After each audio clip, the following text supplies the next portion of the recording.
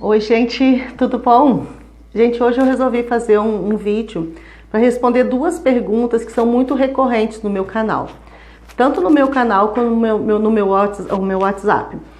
A primeira pergunta é relacionada ao dízimo. Muitas pessoas perguntam para mim assim, Sil, a gente tem que dar o dízimo ou não tem que dar o dízimo? A gente vai para o inferno se dá o dízimo ou não vai para o inferno se dá o dízimo? E eu quero responder essa pergunta hoje.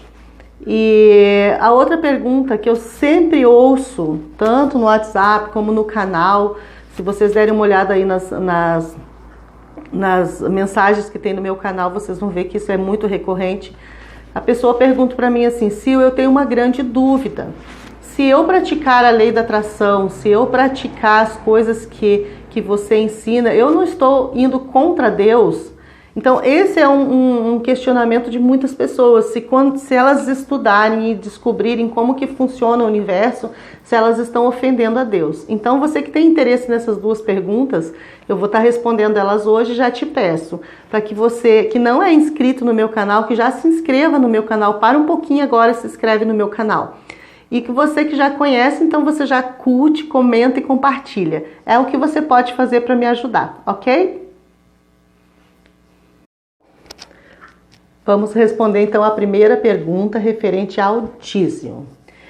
Gente, dar o dízimo ou não dar o dízimo é uma coisa muito pessoal, porque algumas pessoas, elas dão o dízimo porque elas entendem que o dízimo ele vai proporcionar dentro da igreja, né, condições para pagar as contas da igreja, certo? Eu vou contar a minha experiência como pastora, para você saber como um pastor se sente em relação ao dízimo, ok? No meu caso, eu era uma pastora voluntária, ou seja, eu não tinha salário. Eu pastoreei 11 anos e eu não tinha salário. E na igreja da qual eu era pastora, as coisas funcionavam da seguinte forma. Toda a arrecadação de ofertas, dízimos que tinha na igreja, eu poderia usar desse valor 80%. Então, desse valor de 80% da arrecadação mensal, eu tinha que pagar o aluguel da igreja, eu tinha que pagar a água, tinha que pagar a luz, a escolinha das crianças, que sempre tem que estar sendo renovada, e alguma conta que tivesse sido feita durante um mês. Então, quando eu tinha pessoas na igreja que tinham aquela fidelidade para estar dizimando, quando o dízimo daquelas pessoas chegava, eu pagava tudo isso. E como eu falei para vocês, eu não era uma pastora que era remunerada.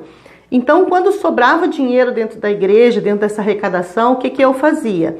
Eu investia na igreja, com equipamento de som, melhorias na igreja, enfim, essas coisas. Então, era assim que eu procedia com o dízimo das pessoas que davam na igreja, dízimos e as ofertas. Só que acontece uma coisa hoje em dia que é algo assim, eu fico impressionada com algumas coisas que eu vejo, sabe? Um dia desse eu tava mexendo no YouTube, né? E eu vi um pastor muito conhecido, né, aqui no Brasil, e ele estava dizendo assim, era no mês de dezembro que foi postado aquele vídeo, né? Novembro para dezembro, e é o mês que as pessoas elas recebem o seu 13º. E esse pastor estava lá dizendo para a pessoa que a pessoa... Só faltou dizer que a pessoa estava comprando um pedacinho no céu. E ele estava dizendo assim que as pessoas tinham que dar 30% do valor arrecadado no mês. Eu olhei aquilo e muitas pessoas concordando com ele e pegando envelopes para dar 30% no final do mês. Vamos falar o que é dízimo. Dízimo é a 10ª parte, né, daquilo que você ganha. Por que foi estipulado o dízimo no Velho Testamento? Porque os levitas, os sacerdotes, os que trabalhavam no templo, eles não tinham salário.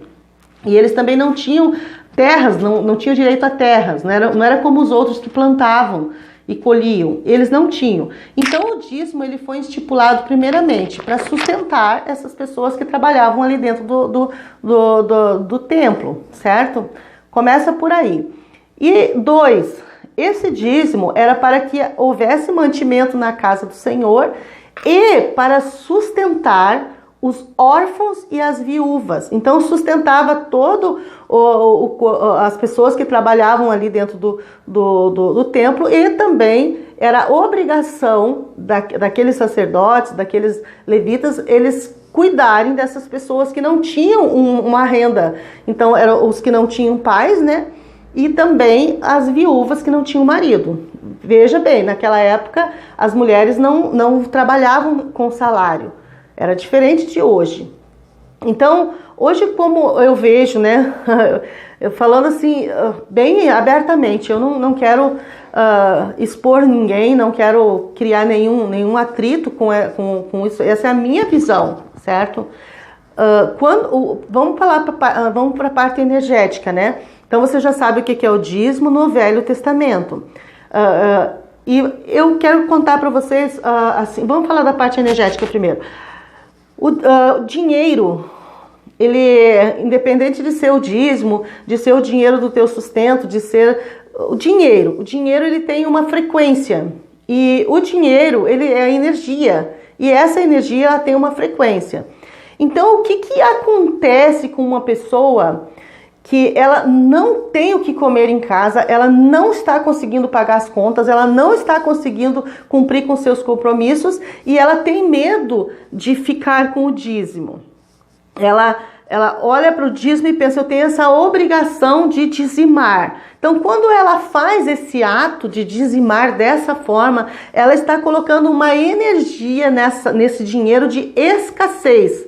E a bênção que é dita que o dízimo vai trazer para a pessoa, ela não vem, porque ela volta como escassez. Se você dá o dízimo com escassez, vai voltar a escassez. Então, o que eu aconselho às pessoas que gostam de dizimar, que querem ter essa fidelidade? Que quando elas lançarem mão do dízimo para elas entregarem na igreja, que elas façam isso por amor.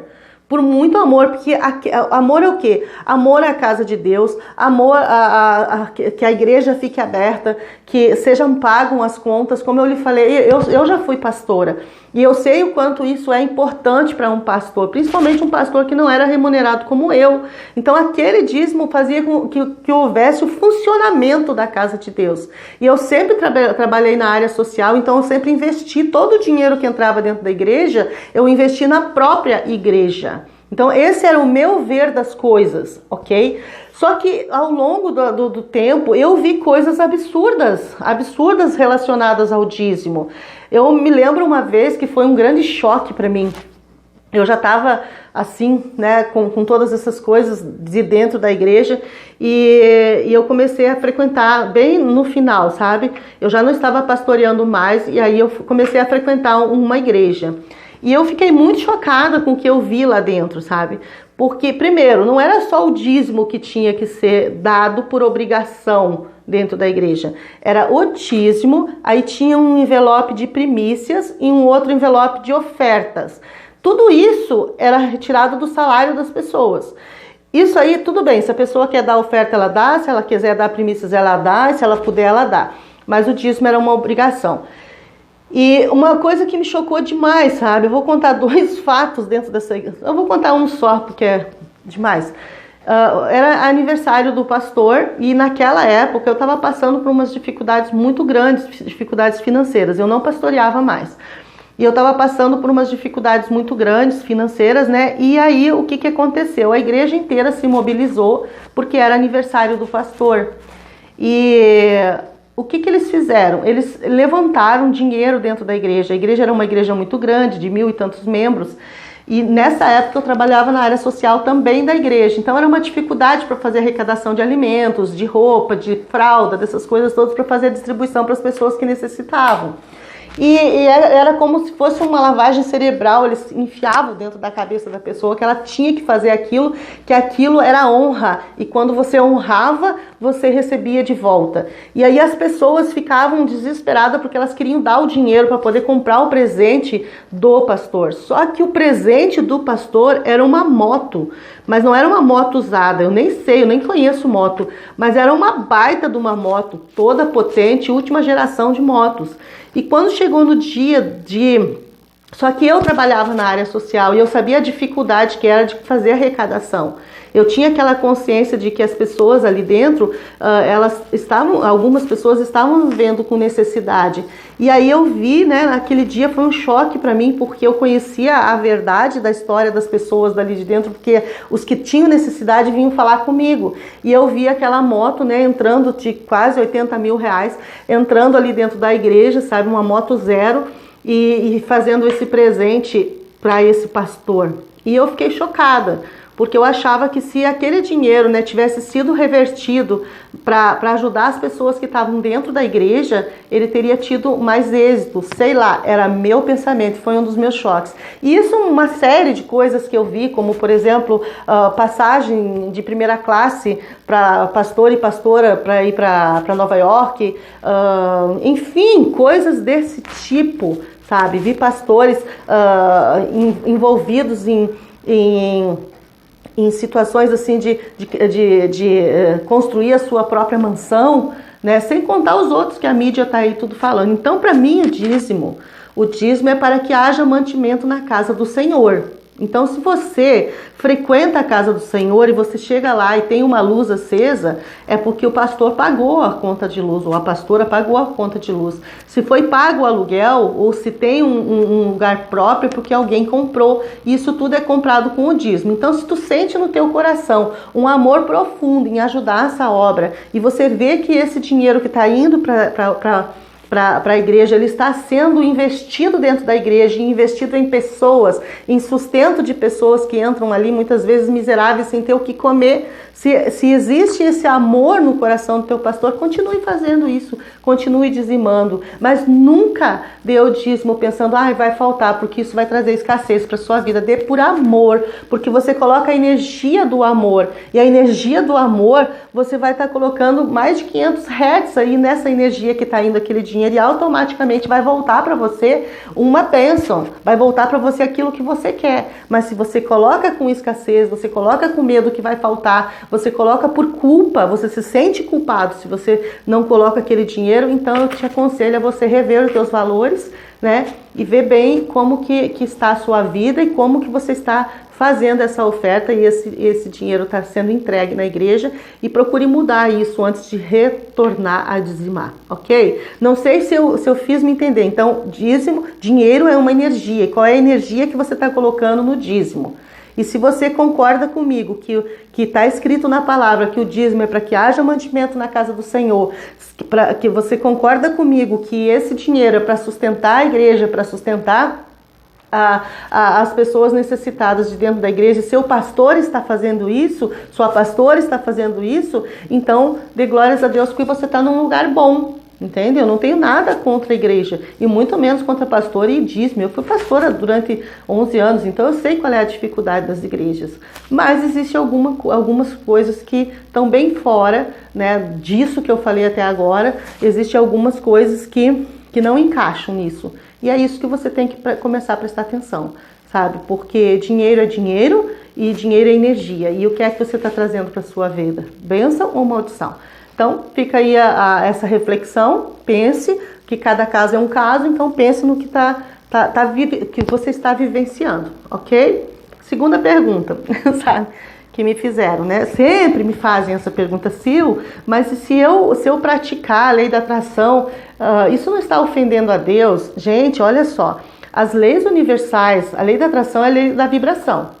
Então, se as leis universais que regem o universo foram criadas por Deus, como que você acha que Deus quer que você viva na ignorância? Isso não existe. Se você está dentro você está estudando, você estuda sobre Deus, você estuda sobre Jesus, estuda sobre o Espírito Santo, estuda sobre a Bíblia, e não quer conhecer como que Deus funciona, como que Deus funciona no universo, como que isso é... Sabe, eu acho assim, coisas assim, acho estranho isso, porque eu não me afastei de Deus em relação ao que eu estudei, bem pelo contrário, agora eu amo mais a Deus, sabe? Eu tenho uma paixão louca, assim, de que, olha, você pode me convidar para qualquer coisa, mas não me convida para ir para um lugar onde tem um Deus que não seja o Deus do universo, aquele que criou todas essas coisas, o todo, sabe? Quando você entra dentro desse assunto comigo, eu me sinto em casa, porque eu adoro o meu Deus, amo o meu Deus, e o meu Deus não está fora de mim, eu é que estou dentro dele, e ele está dentro de mim, é tudo, Deus é o todo, é a consciência do absoluto.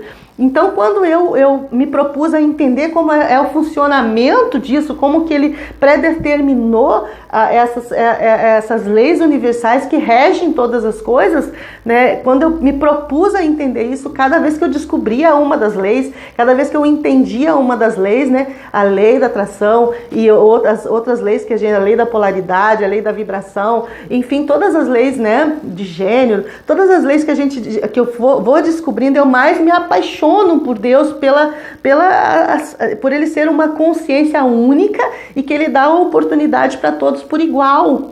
Qual é a diferença daquele que tem uma vida mais tranquila e aquele que não tem? É justamente essa, é conhecer a verdade. Quando você conhece a verdade, você não é mais enganado por dogmas, religiões, rituais, você não é enganado mais por isso, você tem um contato direto com Deus. E isso faz de mim hoje uma pessoa muito mais feliz, porque eu sou livre. Eu não tenho nenhuma placa na minha cabeça de igreja nenhuma. Eu não tenho isso, sabe? Eu vejo Jesus como aquele que foi enviado para nos ensinar como que nós temos que agir diante de Deus. E não para fazer uma religião em volta dele, adorar e não sei o quê, mas não seguir os ensinamentos de Cristo. E o maior ensinamento do todo é o amor. E quando você descobre isso, você tem facilidade de perdoar, você tem facilidade de mudar e transmutar a sua vida. E isso é lindo, isso é maravilhoso saber que Deus fez isso. E hoje eu conheço como é que funciona as coisas, e lógico que eu devo conhecer só isso aqui. E já sou muito feliz em ter tido essa oportunidade nessa vida. Então, se conhecer a verdade ofende a Deus, isso só se você tiver essa crença limitante, porque eu conheci a verdade e a verdade me libertou. A verdade, qual a verdade? A verdade das leis universais, de como que funcionam as coisas, a ação e reação, todas as leis que regem o universo.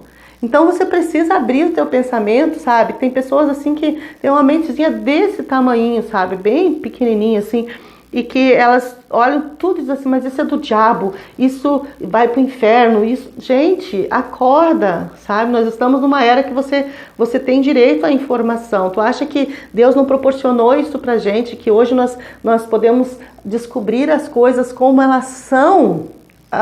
Uns dias atrás eu estava assistindo um filme, né? E nesse...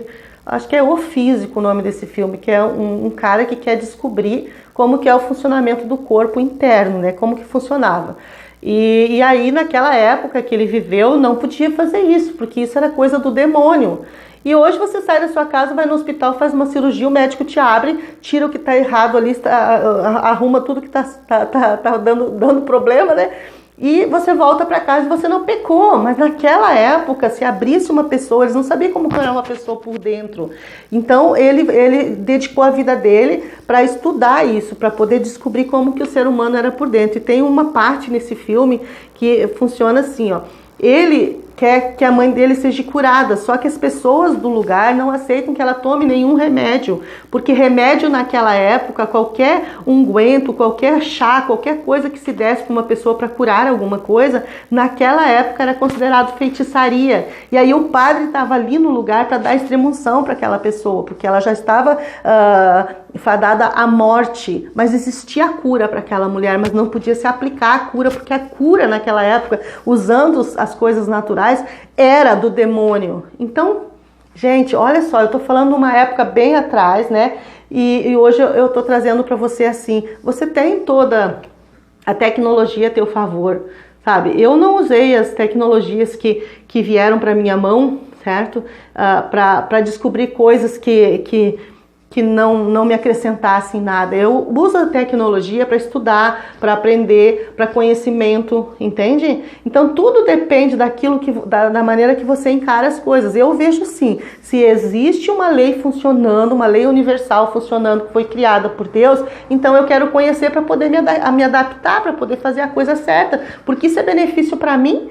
Entende? E eu tenho certeza que Deus não me ama mais, não me ama menos por conta disso, porque Deus é o todo e eu faço parte disso. Eu não tenho mais um Deus separado de mim, um Deus que está em algum lugar, não. Deus está aqui, está dentro de mim, eu estou dentro dele, nós dois somos um.